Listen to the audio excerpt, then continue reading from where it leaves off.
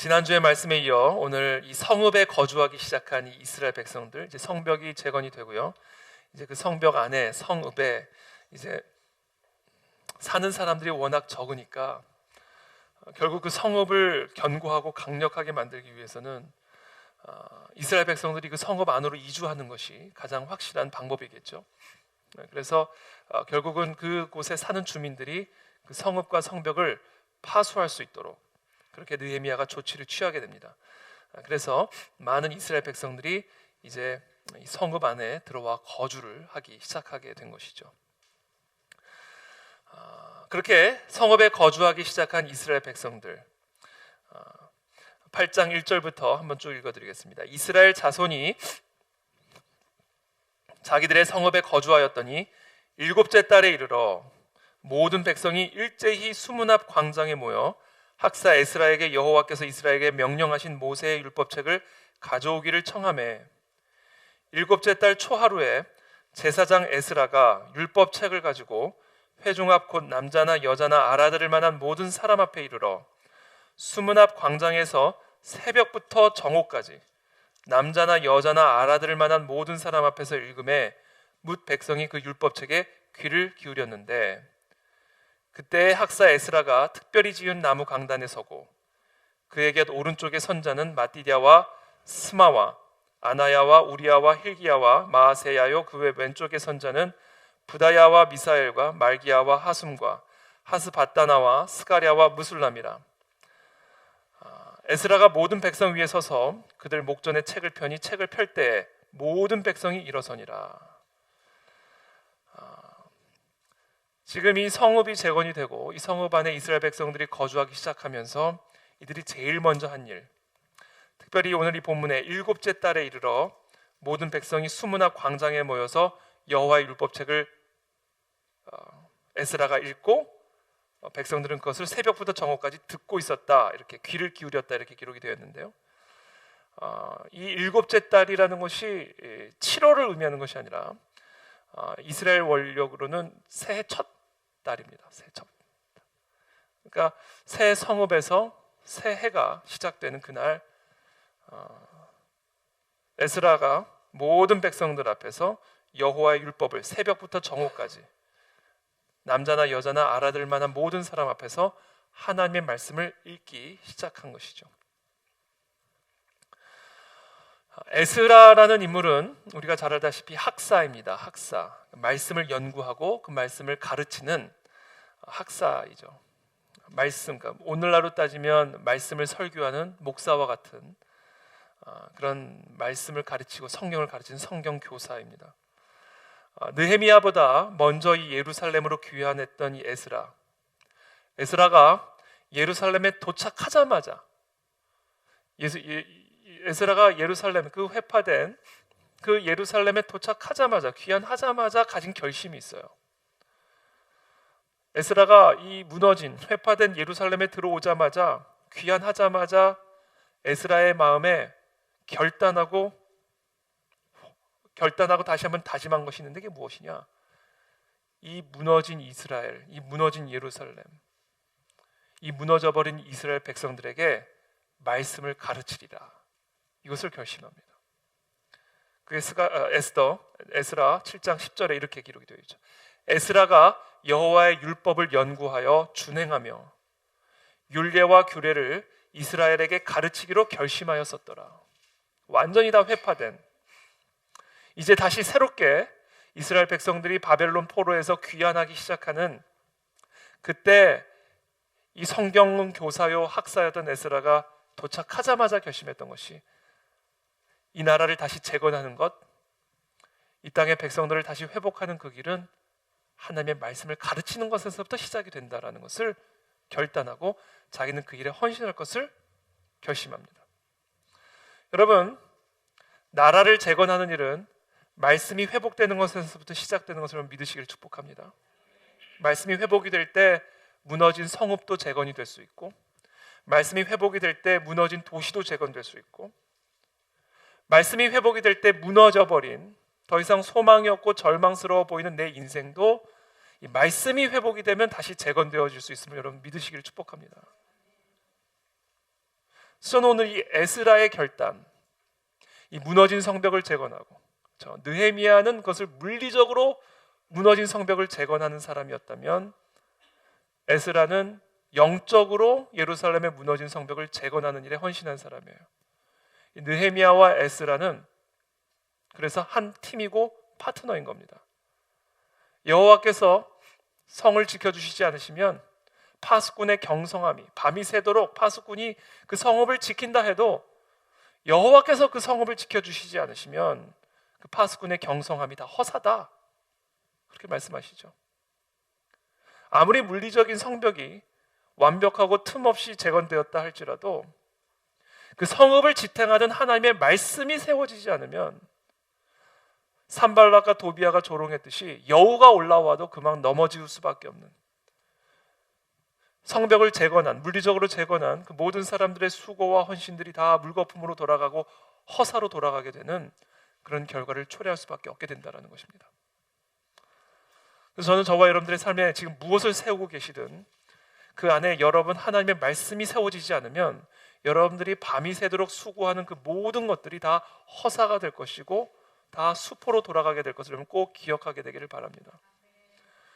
그래서 우리는 우리의 삶을 하나님의 말씀으로 세워가고 하나님의 말씀으로 재건해 가야 된다. 저는 우리의 가정이 말씀으로 세워지게 되기를 축복합니다. 우리의 기업이 말씀으로 세워지기를 축복합니다.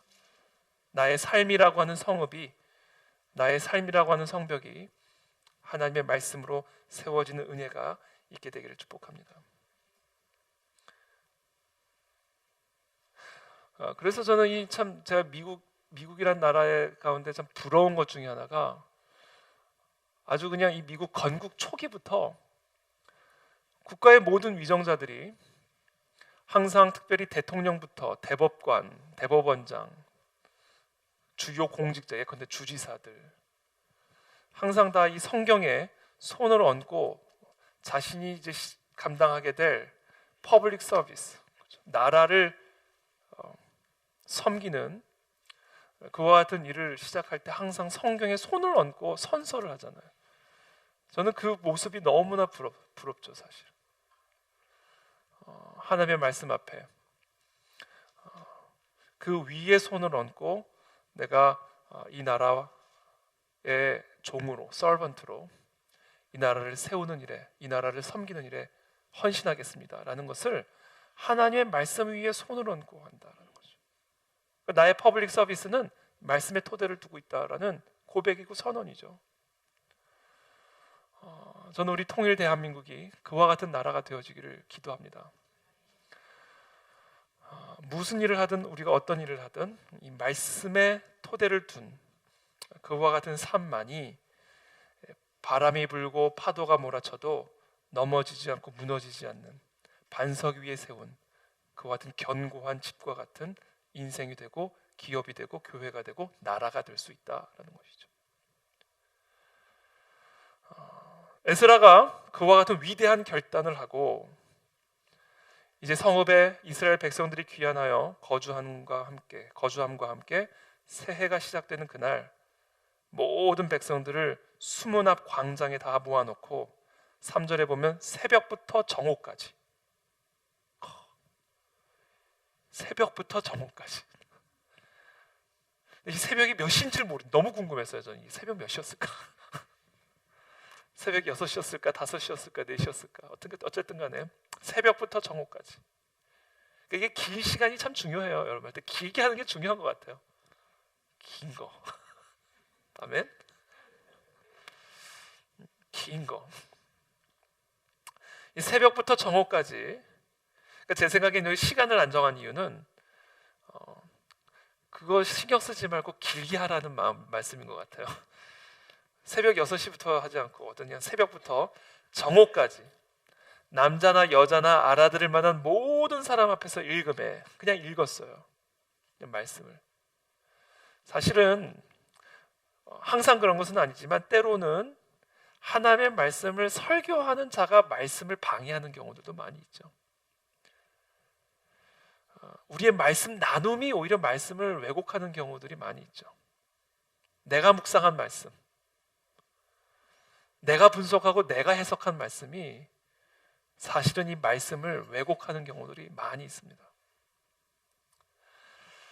그렇다고 해서 말씀을 나누는 것이 무의미하고 또는 설교하는 것이 불필요하다라는 의미는 아니죠. 당연히 성령의 영감으로 쓰여진 이 하나님의 말씀을 성령의 영감으로 함께 나눌 때 그 말씀의 은혜와 능력은 훨씬 더 강력하게 우리의 삶에 임하게 되겠죠.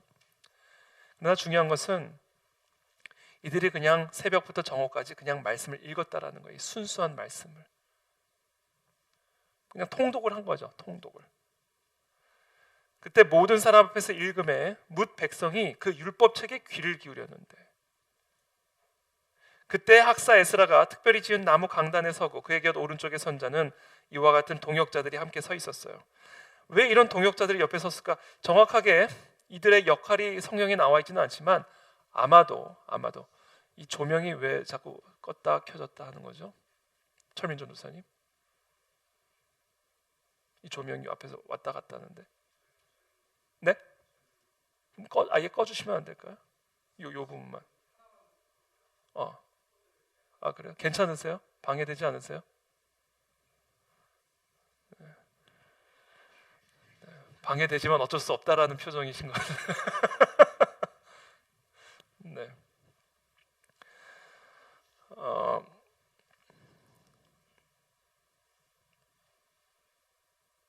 이 사람들의 역할이 뭐였을까?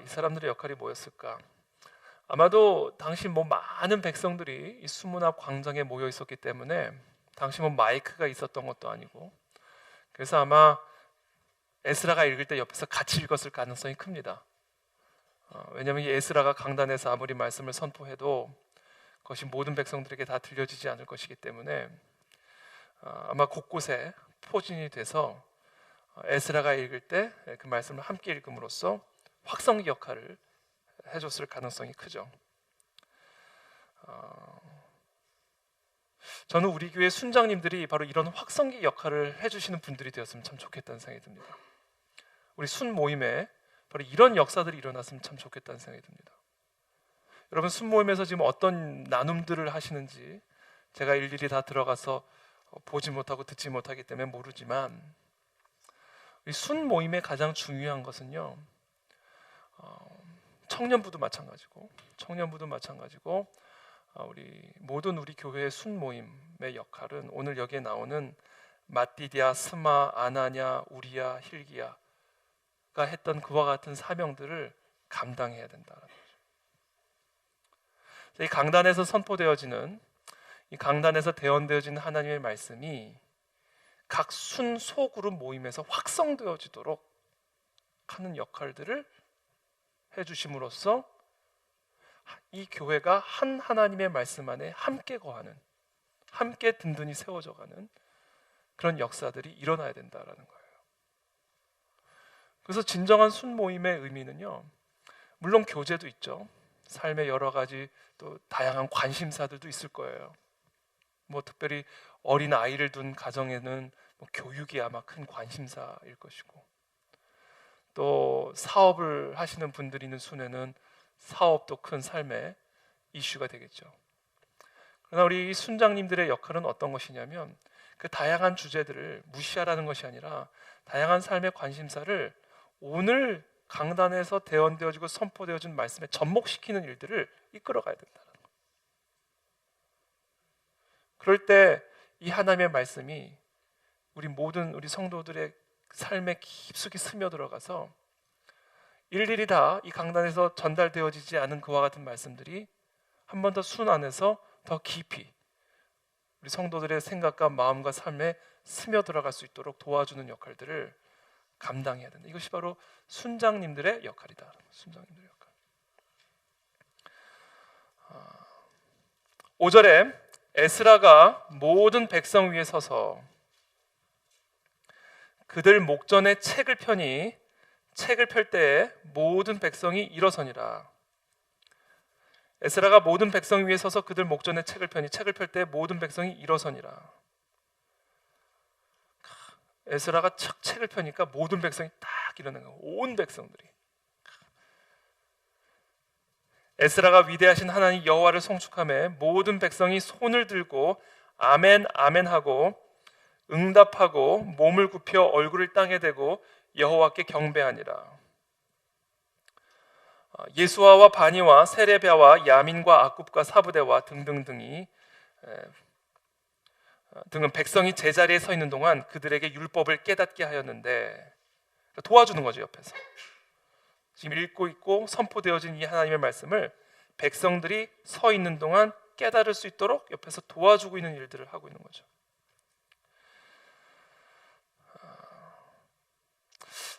오늘 이 본문에서 모든 백성이 일어섰다. 하나님의 말씀을 읽을 때, 에스라가 율법책에서 그 하나님의 말씀을 읽을 때에 모든 백성이 일어섰다. 이것은 이 하나님의 말씀에 대한 경외감을 표현하고 있는 것이죠.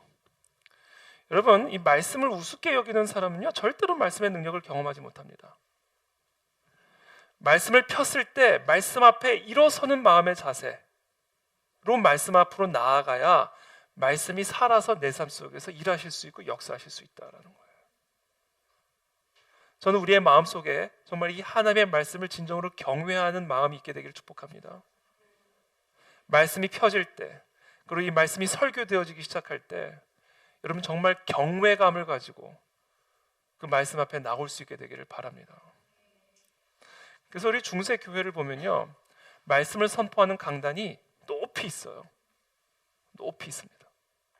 제가 한번 제네바에 갔을 때 칼빈이 설교했던 그 교회에 가서 칼빈이 설교했던 강단이 그대로 있어요. 근데 강단이 이런 강단이 아니에요. 공중에 떠 있습니다. 공중에 떠 있어요. 공중에서 그 강단 위에서 내리꽂는 거죠. 하늘에서 내리꽂는 거예요. 선포를 하는 겁니다. 그래서 설교 때는 질문을 안 받아요. 설교할 때는 질문을 안 받는 거예요. 그냥 내리꽂는 거예요. 그냥. 그러니까 그 마음으로 설교를 받아야 된다. 그 마음으로 하나님의 말씀 앞에 나아가야 된다. 경외감이 있어야 돼요. 우리가 말씀을 듣든지 말씀을 읽든지 말씀 앞에 나아갈 때는 정말 마치 왕이 들어올 때 모든 백성이 일어서는 것처럼 하나님의 말씀이 펴지는 그 순간 마음에 진정한 경외감을 가지고 그 앞으로 나아가는 자만이 말씀을 경험하게 돼요. 그래서 여러분, 저와 여러분들이 정말 이 말씀을 경험하고자 한다면 이와 같은 마음의 태도가 없이는 아무런 유익이 없을 것을 여러분들이 꼭 기억하게 되기를 바랍니다. 오늘 지금 여기서 본보기로 보여지는 모든 백성이 일어나고 몸을 굽혀서 얼굴을 땅에 대고 여호와께 경배하면서 아멘 아멘, 백성이 손을 흔들고 하나님의 말씀이 읽어질 때 그와 같은 반응을 보이는 이와 같은 자세, 이와 같은 태도, 그와 같은 태도로 말씀을 만나지 않으면 그 말씀은 나에게 아무런 유익이 없게 될 것을 여러분 꼭 기억하셔야 돼요. 오죽했으면 예수님의 사역조차도, 예수님의 말씀조차도 그 말씀을 정말로 경외하는 마음으로 대하지 않는 태도에게는, 그 태도로 대하는 자들에게는 아무런 유익이 없었어요. 예수님이 고향에 가셔서 말씀을 가르치시고 이적을 베푸시는데 사람들이 수군수군거리는 거예요. 내가 제 동생을 알고 제 형을 아는데, 제가 누구 아들인지를 내가 다 아는데 도대체 쟤는 어디서 저런 권능을 얻은 거야? 그러면서 예수를 배척하는 거예요. 그때 예수님이 이렇게 말씀하세요. 선지자가 자기 고향과 자기 친척과 자기 집 외에서는 존경을 받지 못함이 없느니라 하시며 거기서는 아무 권능도 행하실 수 없어. 다만 소수의 병자에게 안수하여 고치실 뿐이었고 그들이 믿지 않음을 이상히 여기셨더라. 그렇죠? 고향에서는 너무나 친한 거예요. 어렸을 때부터 같이 자란 친구인 거예요, 예수님이. 그러니까 하나님의 아들이라고 그러니까 배척하죠. 내가 너 누구 아들인지 내가 다 아는데 이렇게 되는 거죠. 그분을 경외하는 마음, 그분 앞에 정말 두렵고 떨리는 마음으로 나아가지 않는 한 우리는 예수님을 1대1 면대면으로 만난다 할지라도 그분의 말씀, 그분의 능력은 나에게 아무런 영향을 미칠 수가 없다. 예수님 말씀하잖아요. 권능을 행하실 수가 없었다.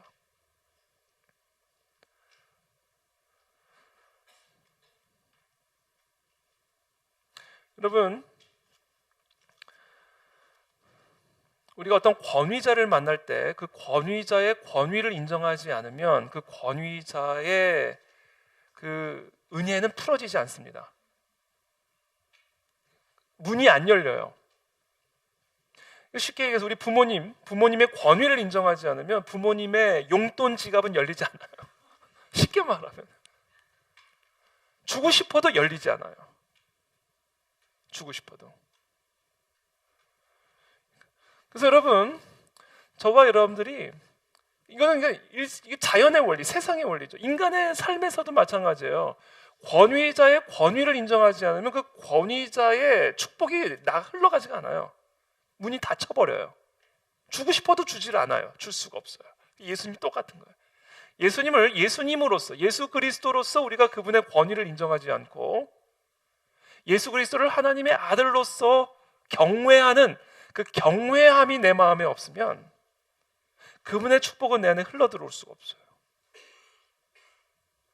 그래서 이 말씀이 펴졌을 때 이 말씀 안에 있는 생명이 내 안에 흘러들어가고 이 말씀이 펴졌을 때 태초에 천지만물을 창조하신 그 말씀의 권능이 내 삶에 흘러들어가 마른 뼈 같은 내 심령에 기쁨이 불붙고 힘이 회복되고 소망이 회복되고 그래서 나를 묶고 있는 모든 사슬과 결박들이 끊어져 자유함을 누리는 그런 권능을 누리고자 한다면 이 말씀이 펴졌을 때 일어서야 돼요. 이 말씀이 펴졌을 때 엎드려야 돼요. 그때 우리는 비로소 하나님을 경험하게 된다는 거예요. 그러니까 아무리 우리가 말씀을 들어도 말씀이 펴져도 그 앞에서 일어나지 않고 굴복하지 않고 경배하는 경외감이 없다면 아무런 유익이 없을 것이다 라는 것을 여러분들이 꼭 기억하셔야 됩니다.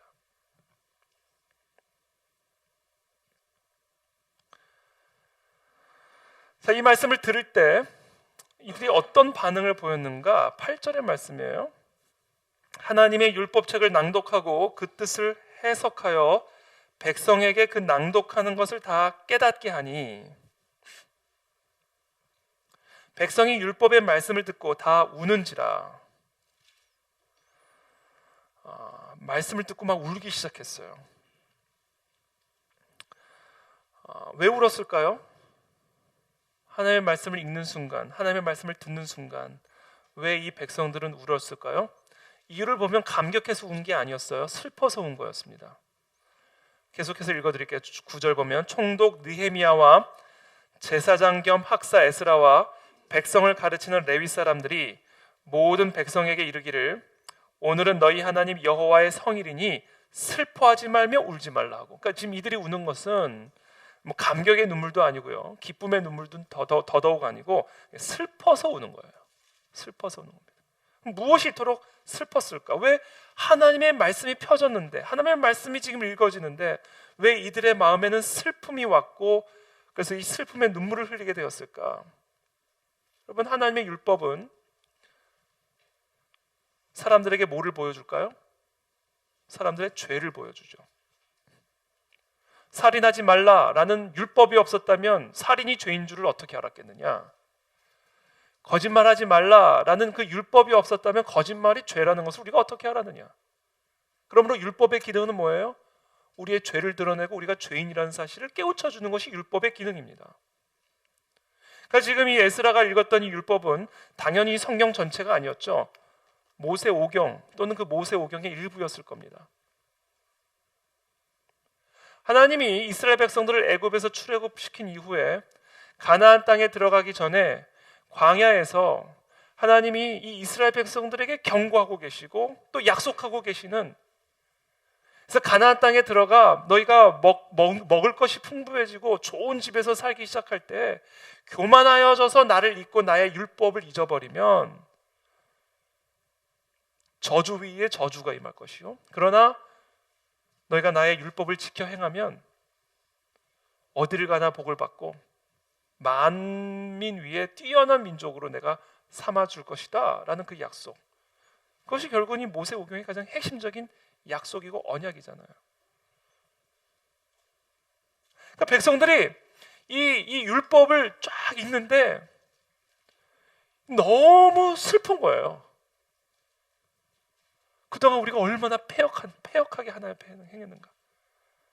하나님이 우리를 그렇게 애굽에서, 우리의 선조들을 애굽에서 그렇게 놀라운 능력으로 구원하여 주셨음에도 불구하고, 그래서 그리고 모세를 통하여 하나님께서 그리심산에서는 축복을 선언하고 에발산에서는 저주를 선포하여 너희들이 이 앞에서 축복을 택하겠느냐 저주를 택하겠느냐, 나의 율법을 순종하면 그리심산에서 예언된 그 축복이 너희에게 임하게 될 것이고, 만약에 나의 율법을 거역하고 순종하지 않으면 이 에발산에서 선포된 이 저주가 너희에게 임할 것이니 너희가 선택하라 라는 그와 같은 율법의 내, 물론 그 에스라가 그것을 읽었는지는 모르겠지만, 그러나 그와 같은 율법의 말씀을 쭉 듣는 순간 말할 수 없는 슬픔이 온 거예요. 이래서 우리 민족이 이렇게 정말 하나님이 그 에발산에서 선포한 그 저주가 우리의 조상과 우리의 자녀들과 우리의 삶에 이렇게 참혹하게 임한 것을 돌아보면서 너무 슬픈 거죠. 너무 슬픈 거죠.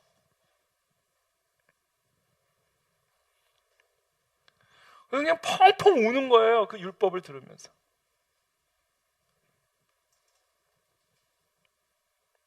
하나님께도 죄송하고 우리의 이 어리석음과 미련함도 너무나 괴롭고,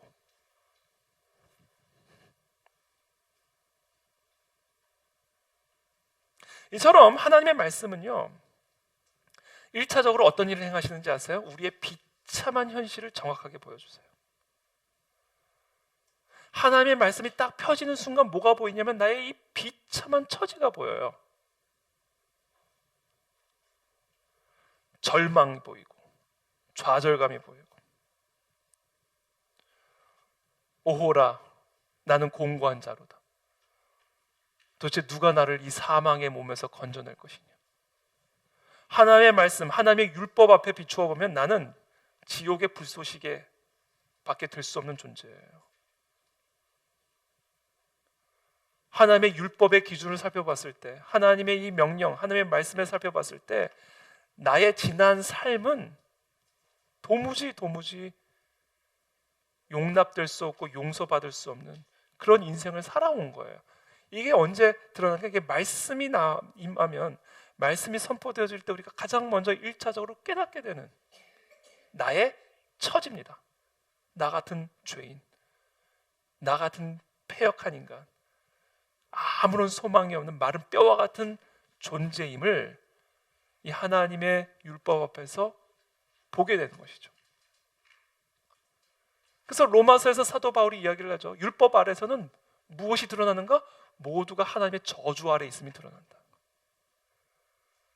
전능하신 여호와 하나님의 그 거룩함, 그 하나님의 영광에 이를 수 있는 자가 아무도 없음을 우리가 깨닫게 되기 때문에, 하나님의 율법이 선언되는 그 순간 우리는 무엇을 깨닫게 되는가? 우리는 다 죽었다. 우리는 다 저주받아야 된다. 우리는 다 심판 아래 있다 라는 사실이 선명하게 드러나게 되는 거예요. 그래서 초대교회 때도 베드로가 설교를 하잖아요. 오순절 다락방에 성령이 임한 이후에 지금 일어난 이 사건을 영적으로 해석해 주기 위해서 베드로가 일어나서 설교를 하기 시작합니다. 그래서 무슨 얘기를 하냐면, 이게 다 예언의, 구약 예언의 성취인데, 지금 너희들 유대인들이요, 바로 너희들이 십자가에 못 박아 죽인 그 예수 그리스도가 바로 하나님의 아들이었고, 그분이 부활하였다. 바로 너희가 그 예수 그리스도를 십자가에 죽였다. 그 말씀이 선포되는 순간 아마 통곡이 일어났을 거예요. 내가 내 손으로 예수 그리스도를 죽였다니, 내가 하나님을 죽인 살인자라니, 아마 통곡을 했을 겁니다. 그러니까 어찌할꼬 이제 난리가 난 거예요. 그때 이게 여러분, 하나님의 말씀이 선포되어질 때, 하나님의 말씀이 우리에게 임할 때 나타나는 가장 첫 번째 증상입니다. 이 증상이 반드시 있어야 돼요. 마음의 찔림이죠. 찔림. 그래서 우리는 이 하나님의 말씀이 펴질 때 살아있고 활력이 있는 좌우의 날선 검과 같은 이 하나님의 말씀이 우리의 영과 혼과 관절과 골수까지 스며들어가 있는 모든 더럽고 부패하고 추악한 죄악들을 다 선명하게 발가벗은 것처럼 드러내시는 일들을 하십니다. 저는 그런 역사가 일어나게 되기를 축복합니다. 그래서 나의 비참함, 나의 더러움, 나의 불결함이 선명하게 드러나게 된다. 그래서 슬피 우는 거예요. 통곡을 하는 거죠. 통곡을.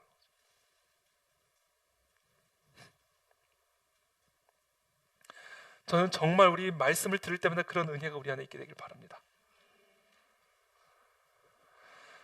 근데 너무나 감사한 것은 그것으로 끝이 아니다라는 거죠. 그것으로 끝이 아니다라는 거예요. 느헤미야가 타이르죠. 울지 마라. 여호와의 성일이니 슬퍼하지 말며 울지 말라 하고 10절에 느헤미야가 또 그들에게 이르기를 너희는 가서 살찐 것을 먹고 단 것을 마시되 준비하지 못한 자에게는 나누어 주라. 여러분, 하나님의 말씀으로 말미암아 찔림을 받아 자신의 패역함과 부패함과 죄악됨으로 말미암아 슬피 울고 있는 분들에게는 지금 느헤미야가 지금 어떤 일을 하고 있냐면 살찐 것을 먹여주고 단 것을 먹이며 준비하지 못한 자에게는 나누어 주어서 그것을 함께 먹으라는 거예요. 여러분, 우리가 아무리 슬퍼도요 맛있는 걸 먹으면 기분이 좋아집니다. 안 그렇습니까? 저만 그런가요? 여러분 기분이 좀 나쁘잖아요. 기분이 좀 나쁜 일이 있다, 우울한 일이 있다, 무조건 살찐 것과 단 거, 이건 뭐예요? 삼겹살과 콜라입니다. 삼겹살과 콜라를 혼자 가서 드세요, 그냥. 저는 그래요. 가끔 너무 피곤하고 그냥 몸이 피곤하면 마음도 울적해지잖아요. 기쁨이 사라지잖아요. 그냥 혼자 고기 먹어요. 그냥 혼자. 그러면서 서빙하는 분이 되게 묘한 표정으로 저를 봐요. 묘한 표정. 어쨌든 간에 그러면 기분이 좋아집니다.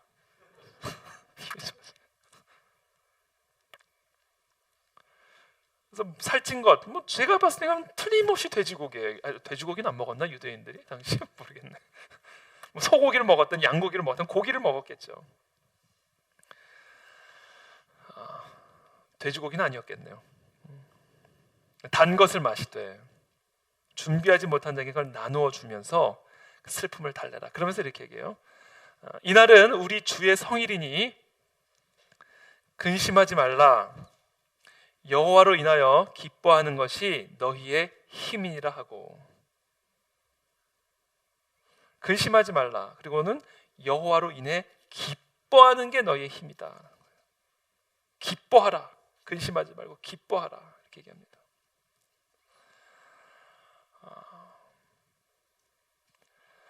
말씀은 우리의 비참한 현실을 가르쳐 주죠. 그래서 절망을 가르쳐 줍니다. 우리는 어떤 방식으로도 이 곤고하면서 구원을 받을 수 없는 죄인이요 하나님의 심판과 저주 아래 있다라는 사실을 명확하게 가르쳐 주는 것이 하나님의 말씀이에요. 그러나 동시에 말씀은 그 절망으로부터 구원받는 길을 보여줍니다. 그래서 말씀은 우리의 현실을 보여줌으로써 근심을 줌과 동시에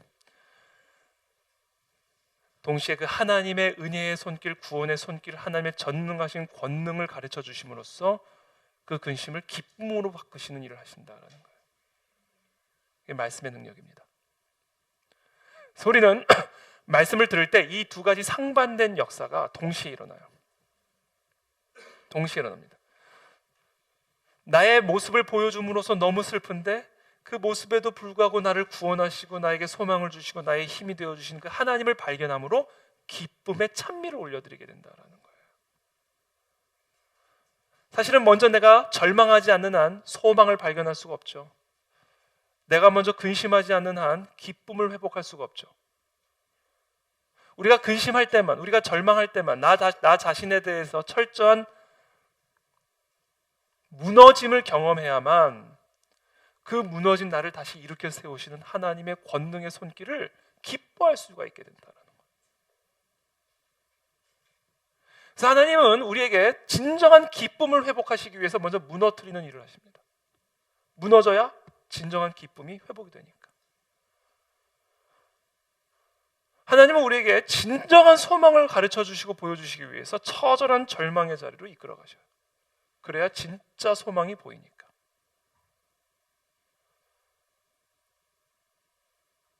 그래서 하나님은 사람이 떡으로만 사는 것이 아니라 오직 하나님의 말씀으로 사는 것임을 가르쳐 주시기 위해서 이들을 어디로 이끌어 가셨어요? 광야로 이끌어 가신 거예요. 아무것도 없는 광야 속에서 처절한 실패와 처절한 절망 속에서 사람이 떡으로 사는 게 아니라 하나님의 입에서 나오는 말씀으로 사는 것임을 가르쳐 주는 거예요. 외양간에 소가 없어도 기쁨이 오고, 추수할 것이 아무것도 없고 포도나무 아무 소출이 없어도 여호와를 기뻐하는 것이 나의 힘이다라는 사실을 가르쳐 주시는 거예요. 그것을 하나님이 가르쳐 주시기 위해서 하나님은 우리를 먼저 가장 처절한 절망의 자리, 실패, 패배자의 자리로 우리를 이끌어 가신다는 거예요. 바로 그 지점이 기쁨이 회복되고 다시 살아나는 지점입니다. 바로 그 지점. 그래서 저는 오늘 마음에, 아까도 제가 설교 서두에도 말씀드렸지만 제 마음에 기쁨이 소멸된 걸 느낀 거예요. 기쁨이 소멸되니까 힘도 소멸되죠. 기쁨이 소멸되면 사람이 힘이 소멸됩니다. 제가 너무 제 내적 상태를 너무 제가 오픈하는 경향이 좀 있는 것 같긴 한데 여러분들 좀 걱정하시더라고요. 가끔씩 목사님 무슨 일 있으세요? 항상 일이 있으니까요. 저는 새삼스럽게 생각하지 마세요. 항상 일이 있으니까 제 안에는 여러분이나 저나 뭐 똑같잖아요. 뭐 제가 뭐 다른가요? 똑같죠. 제가 심지어 오늘 설교하기 싫다라는 마음까지 들어오는 거예요. 너무 오픈했나요? 앞에 딱 나와 있는데 앞에 이제 설교하려고 이제 예배 자리에 딱 왔는데 오늘 설교 대충 해. 대충 설교해. 나 무슨 말을 해야 될지도 모르겠어. 마음속에 그런 생각이 드는 거예요. 그러니까 그런 현상들이 왜 일어나는지 아세요? 마음에 기쁨이 소멸되어 있기 때문에 그런 거예요. 항상 하는 일도 감당할 힘이 없어져 버리는 거죠. 그렇게 되면. 기쁨이 소멸되면 아무 일도 하기 싫어지고 도망가 버리고 싶고 짜증만 나게 되고 이렇게 되는 거죠. 근데 제가 이 앞에서 말씀을 묵상하다가 오늘 설교를 묵상하다가 바로 이 지점에서부터 진정한 기쁨이 선명하게 회복될 수가 있겠구나. 그래서 오늘 이 밤에 마치 엘리야가 바알 선지자들과 함께 싸울 때 물을 붓게 하잖아요. 동물을 각을 뜬 다음에 자기의 그 동물의 위에는 물을 붓게 한다. 물을 부어가지고 옆에 도랑에 물이 넘쳐나게끔 그만큼 많은 물을 부었어요. 왜 그런 조치를 취했을까요? 물과 불은 상극이잖아요. 그러니까 도무지 불이 붙을 수 없는 상태로 만들어 버린 거예요. 도무지 의도적으로 그렇게 함으로써 이 불은 세상에 이 땅에서 당신들이 흔하게 봤던 그런 불이 아니다. 이 땅에서 그냥 어디서나 얻을 수 있는 그런 형태의 불이 아니다. 물을 태우는 불을 봤냐? 물을 태우는 불. 그 성경에 보면요, 도랑에 있는 물을 다 핥아버렸다 이렇게 기록되어 있어요. 핥아버렸다.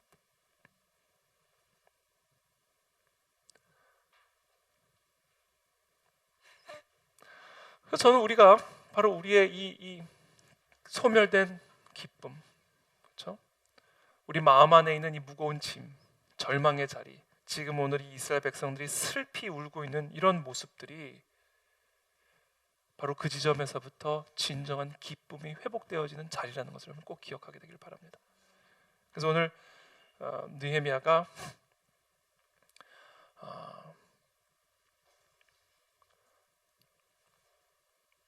말하는 거예요. 슬퍼하지 말고 울지 말라. 그리고는 느헤미야가 그들에게 이르기를 살찐 것을 먹고 단 것을 마시되 준비하지 못한 자에게는 나눠줘라. 그러면서 이렇게 얘기하죠. 근심하지 말라. 여호와로 인하여 기뻐하는 것이 너희의 힘이니라 하고 얘기합니다.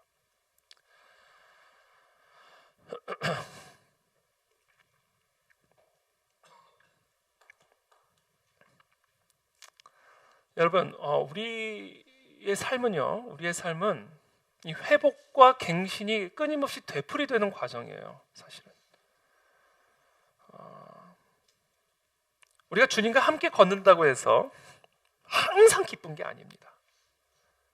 제가 오늘도 제 내적 상태를 여러분들에게 그냥 다 드러내는 이유가, 누구나 제가 그렇다고 해서 뭐 기도를 적게 했다거나, 그렇다고 해서 제가 말씀을 좀 덜 받거나 그래서가 아니에요. 그냥 우리는 우리의 삶에 끊임없는 사이클이 있어요. 우리가 주님과 함께 해도 어떤 날은 기분이 나쁠 때가 있어요. 우리가 주님과 함께 동행해도 디프레스가 되기도 하고요, 슬프기도 하고요, 의기소침하기도 하고 낙심하게 되기도 합니다. 다윗도 그랬어요. 다윗 시편 19편에 보면 이렇게 고백합니다. 여호와의 율법은 완전하여 영혼을 소성시킨다. 소성시킨다는 게 리바이빙입니다. 리바이빙, 다시 살려낸다. 지금 이 다윗의 고백은 무슨 얘기예요? 여호와의 율법이 다시 자신을 완전하여, 여호와의 율법이 완전해서 나의 영혼을 소성시킨다는 얘기는 뭐예요? 지금 내 영혼이 죽어있다는 얘기예요. 죽어있는 나의 영혼을 이 여호와의 율법이 다시 소성시키고 있다는 얘기입니다. 주님과 함께하는 매일매일이 행복하고 달콤하기만 한다면, 하나님을 향한 우리의 감정의 추락이 전혀 없이 늘 꾸준한 상승만 있는 그런 삶이라면, 우리가 다시 그 기쁨을, 생기를, 원기를 회복할 일도 없겠죠. 다윗에게도 힘겨운 날이 있었어요. 다윗과 같은 하나님의 사람에게도.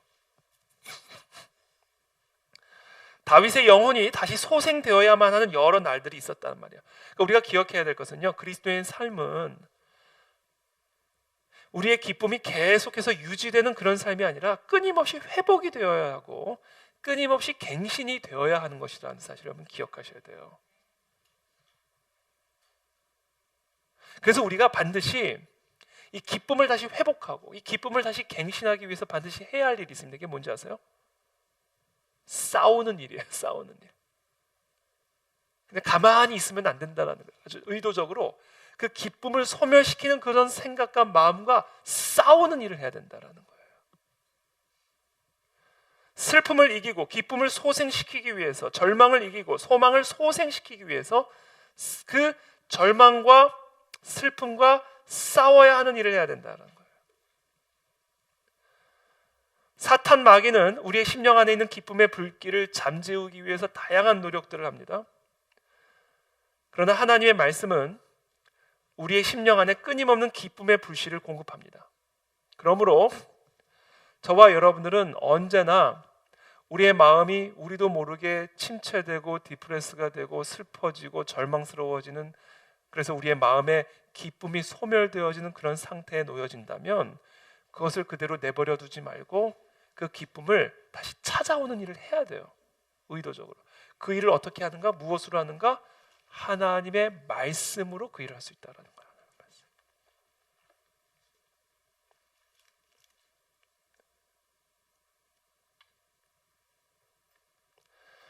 초기 영국의 개혁주의자였던 15세기의 사람이, 15세기에 태어났던 사람이냐, 리틀 빌니라는 사람이 있습니다. 리틀 빌니.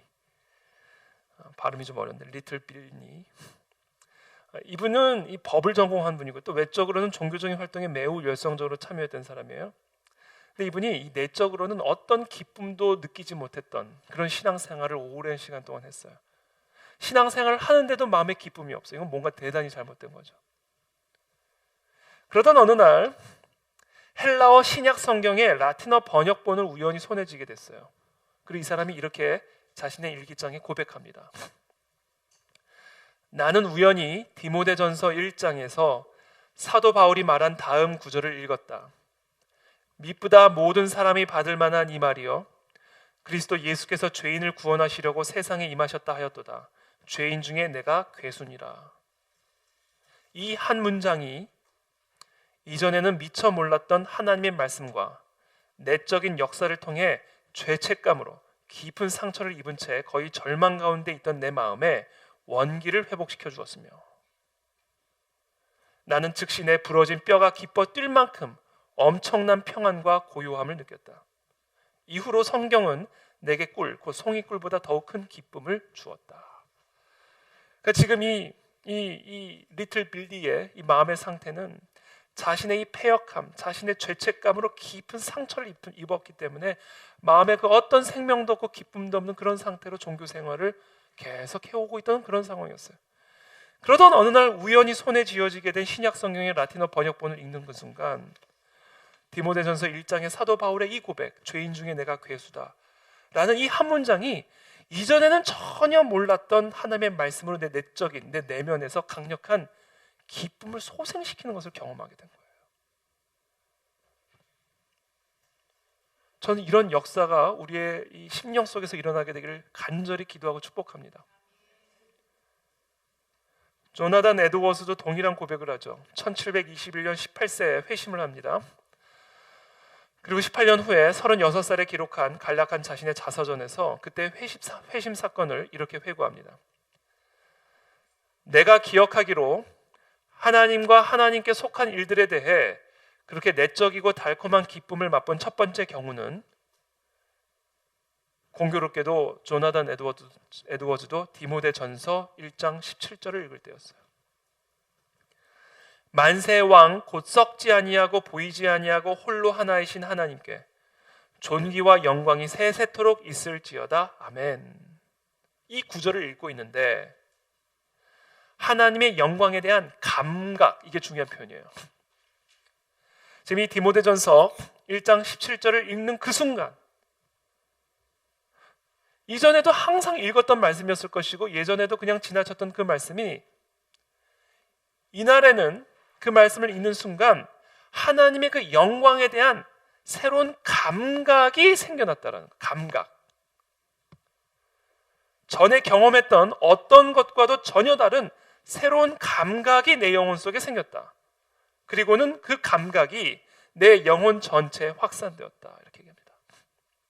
그래서 여러분, 우리가 이 하나님의 말씀을 읽을 때, 하나님의 말씀을 깊이 묵상하면서 읽을 때 어떤 현상들이 일어나게 되냐면 우리 마음에 새로운 감각이 일어나요. 감각. 새로운 감각이 생겨납니다. 그리고 그 새로운 감각이 우리에게 말할 수 없는 기쁨을 가져다 줘요.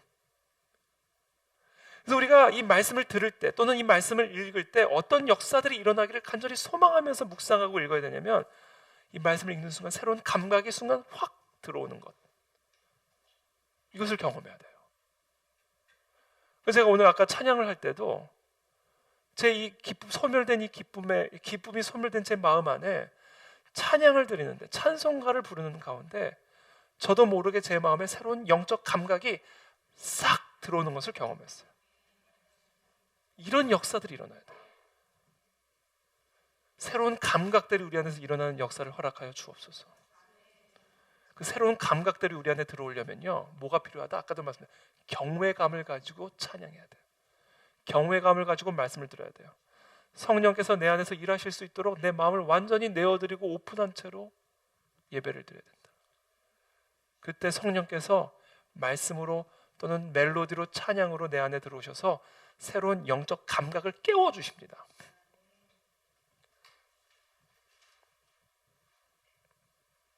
그 새로운 감각은 다양한 모습으로 나타나는데 첫 번째는 기쁨이에요. 기쁨이라는 감각이 살아나요. 완전히 내 영혼이 죽어 있어가지고 전혀 어떤 감각도 느끼지 못하는 그런 마른 뼈와 같은 시체와 같은 내 영혼의 상태에 하나님의 말씀이 들어와 감각을 회복하시면서 제일 먼저 회복되어지는 감각이 뭐냐면 기쁨을 느끼는 감각이 회복이 돼요. 기쁨을 느끼는 감각. 두 번째는 어떤 감각이 회복이 되냐면 소망을 느끼는 감각이 회복이 됩니다. 소망. 아, 소망이 있구나 라는 감각이 회복이 돼요.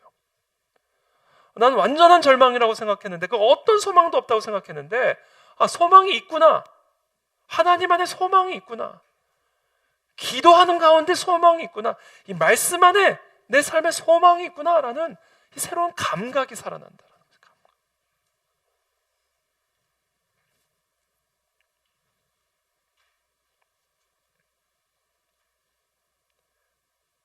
그와 같은 소망이라는 감각이 생겨나면 세 번째 새로운 감각이 생겨나요. 뭐냐면 자유함이라는 감각이 살아납니다. 자유함. 사실은 두려움에 사로잡혀 있었기 때문에 소망을 잃어버렸고, 소망을 잃어버렸기 때문에 기쁨이 죽어 있었고, 기쁨이 죽어 있었기 때문에 내가 살아있으나 죽은 사람과 같은 삶을 살아가고 있던 거거든요. 그러니까 성령 하나님이 하나님의 말씀으로 말미암아 내 안에서 죽어있던 영적 감각들을 다시 살리실 때 먼저는 기쁨의 감각을 회복시키시고, 기쁨이 회복되면서 소망이 살아나고, 소망이 살아나면서 나를 묶고 있었던 모든 절망의 사슬, 두려움의 결박들이 끊어지는, 그래서 자유케 되어지는 그런 역사들이 우리 안에서 일어나게 된다라는 거예요.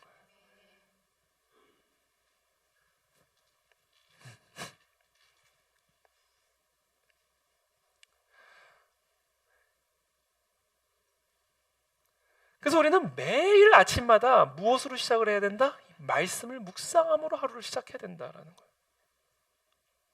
그렇지 않으면 끊임없이 우리의 기쁨을 소멸시키고, 끊임없이 우리를 절망과 두려움으로 결박시키고, 염려와 근심으로 결박시키려는 이 사탄을 대적하고 이겨낼 수는 도리가 없다라는 거죠. 그렇지 않으면 우리는 이 말씀으로 날마다 이 사탄 마귀의 이 모든 대적들을 대적하는 그런 삶을 살아가기 위해서는 우리는 날마다 하나님의 말씀으로 나의 영혼의 감각이 깨어 있을 수 있도록 하루하루를 매일같이 말씀으로 시작해야 된다라는 거예요. 그러면 이게 우리의 생명입니다, 여러분.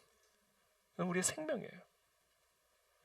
말씀을 멀리하면 절대로 우리 안에 영적 감각이 살아날 수 없고, 영적 감각이 살아나지 못하면 우리는 살아있다 하나 죽은 자와 같은, 어떤 기쁨도 소망도 가질 수 없는 그런 존재가 될 수밖에 없게 된다는 거죠. 그래서 여러분, 이 매일 아침 하나님의 말씀을 묵상하며 그 말씀을 가지고 기도함으로 하루를 시작하는 사람들, 이거는요 하나님의 위대한 모든 영적 용사들의 공통된 모습이에요. 예외가 없습니다. 이거는 공통된 모습이에요. 공통된.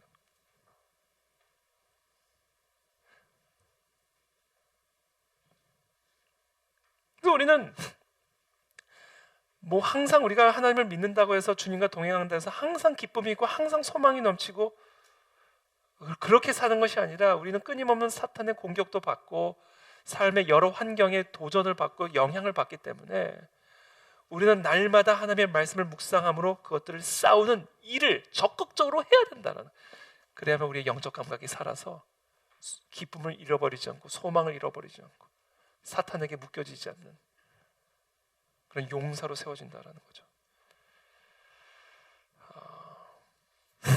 제가 제일 존경하는 제 멘토 두 분이 있다고 그랬죠. 첫 번째는 조나단 에드워즈, 두 번째는 조시라고 그랬죠. 조시. 네? 조지 밀러죠. 조지 밀러. 조지 밀러의 일기장에 이 조지 밀러의 고백이에요. 제가 이 고백만 함께 읽고 오늘 설교를 마치겠습니다. 저는 이 조지 밀러의 이 일기를 읽으면 읽을수록 너무 도전이 되고 너무 소중해요. 그래서 제가 여러분들과 함께 또 나누기를 원합니다. 이렇게 고백해요. 나는 내가 매일 해야 하는 가장 우선되고 중요한 일은 주 안에서 내 영혼이 행복해지는 것임을 이전보다 더 분명히 알게 되었다. 내가 맨 먼저 관심을 기울여야 하는 것은 내가 얼마나 주님을 섬겨야 하는가, 혹은 내가 어떻게 주님을 영화롭게 해드릴까 하는 것이 아니다. 도리어 어떻게 나의 영혼이 행복해질까, 어떻게 내 내적인 존재가 성숙해질 것인가이다. 이 조지 밀러의 고백이 매우 중요합니다. 자기의 가장 우선되고 가장 중요한 것은 내가 어떤 하나님의 일을 할 것이고 어떻게 사명을 감당할 것인가에 대한 것이 아니다라는 거예요. 우리의 가장 제1 우선순위 관심사는 어떻게 하면 내 영혼이 기쁨을 회복할 수 있을까? 어떻게 하면 내 영혼이 행복할까? 어떻게 이 꺼진 기쁨을 다시, 소멸된 이 기쁨을 회복할 것인가가 가장 중요한 우선순위라는 거예요. 왜냐하면 내 영혼에 기쁨이 있다는 것은 내 영혼이 지금 살아있다라는 것을 의미하는 것이거든요. 영적 감각이 죽지 않고 살아있다라는 것을 의미하는 거거든요. 그래서 가장 먼저 최고로 우선순위를 두고 점검하는 게 내 마음에 기쁨이 있는가, 내 영혼이 지금 행복한가를 점검한다라는 거예요. 왜? 거기서부터 사역도 나올 수 있고 거기서부터 모든 것들이 흘러나오는 것이기 때문이다. 그래서 이렇게 얘기해요. 주 안에서 나의 영혼이 행복하지 않고 기쁘지 않고 속 사람이 매일 성숙하고 강건해지지 않는다면 우리는 어떤 사명도 제대로 올바른 정신을 가지고 행하지 못할 것이다. 그럼 어떻게 나의 영혼의 행복을 유지할 것이며 어떻게 끊임없이 소멸되어지는 내 마음의 기쁨을 다시 회복하며 그 기쁨과 행복함 가운데 내 영혼이 거할 수 있을 것인가? 방법이 뭔가? 조지 밀러는 뭐의 아버지죠? 기도의 아버지잖아요. 근데 조지 밀러가 뭐라고 고백하는지 아세요? 어떻게 하면 내 영혼의 기쁨을 회복하고 행복을 누릴 수 있는가? 말씀 묵상이 먼저다라고 얘기해요. 말씀 묵상. 이렇게 얘기해요. 지난 10년 동안 아침에 옷을 갈아입은 후 기도하는 것이 내 습관이었다. 그런데 이제서야 나는 내가 했어야 할 가장 중요한 것은 하나님의 말씀을 읽고 그것을 묵상하는 것임을 알았다. 그것으로 내 마음이 위로와 격려를 받고 경고와 질책을 들으며 훈계를 받을 수 있기 때문이다. 그리고는 그 말씀 묵상이 자연스럽게 나의 기도가 되는 것을 경험했다라고 얘기합니다. 조지 밀러의 기도를 그 일기장에 보면요, 어떤 내용들이 있냐면 그냥 기도부터 시작을 하면 때로는 10분, 15분, 30분, 1시간이 지나도 깊은 기도로 들어가지 못하고 다양한 공상으로 머리가 맴도는 경우들이 너무 많았다라는 거예요.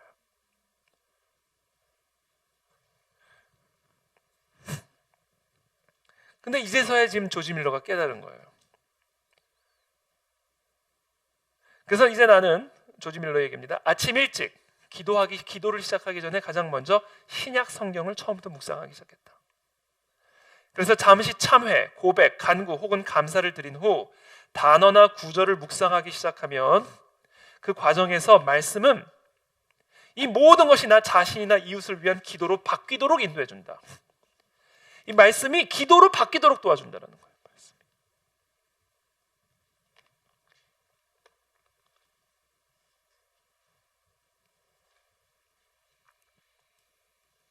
그 결과 늘 많은 고백, 감사, 간구 혹은 참회가 내 묵상과 결합되었고 내 속사람은 지속적으로 눈에 띄게 자라갔고 강건해졌으며 아침 식사까지 거의 예외 없이 행복할 정도는 아니더라도 내 마음은 평안했다.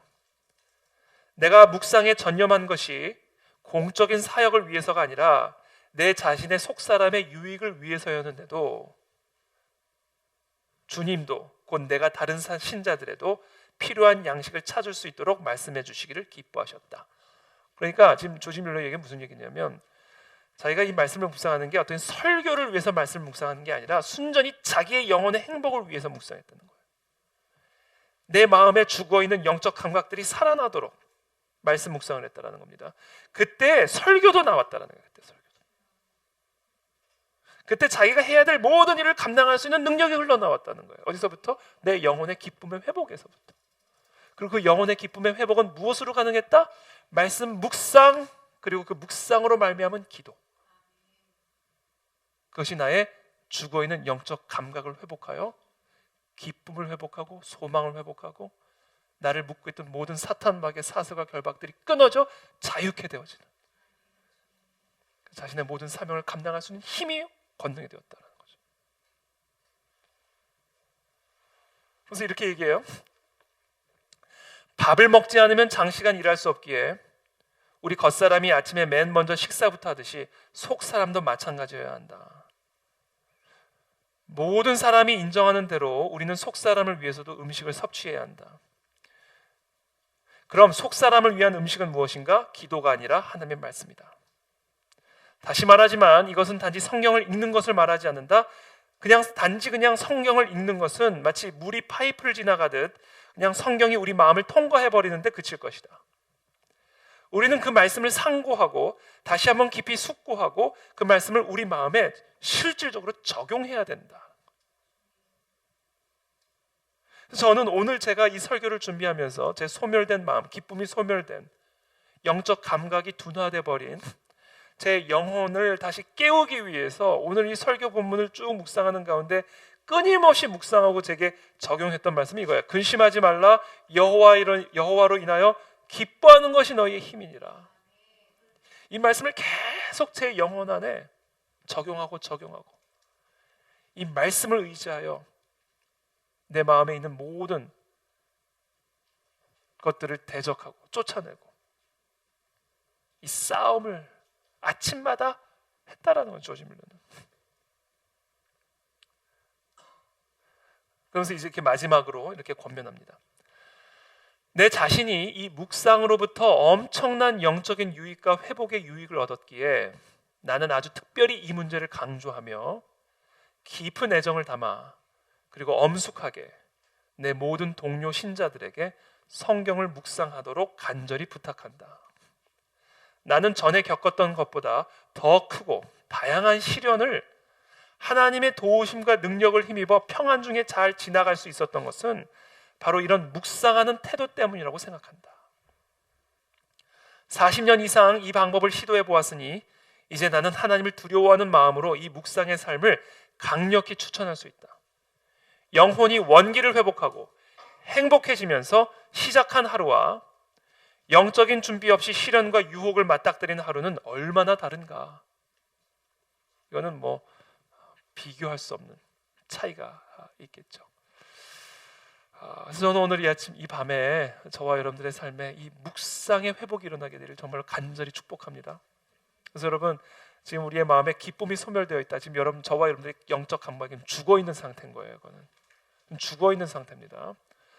죽어 있는 그 감각이 살아날 수 있는 단 하나의 길은 하나님의 말씀을 깊이 상고하고 묵상하여 내 영혼에 적용함으로써 그리고 그 말씀으로 기도함으로써 우리의 마른 뼈와 같은 영적 감각들이 살아나게 될 것이고 영적인 감각이 살아날 때 영혼의 기쁨이 회복이 될 것이고 바로 그 영혼의 기쁨과 행복으로부터 모든 시련과 위기와 도전과 사명을 감당할 수 있는 하나님의 권능을 얻게 될 것이다. 그런 은혜가 오늘 이 밤에 있게 되기를 예수님의 이름으로 축복합니다. 함께 시간 기도하며 나가겠습니다.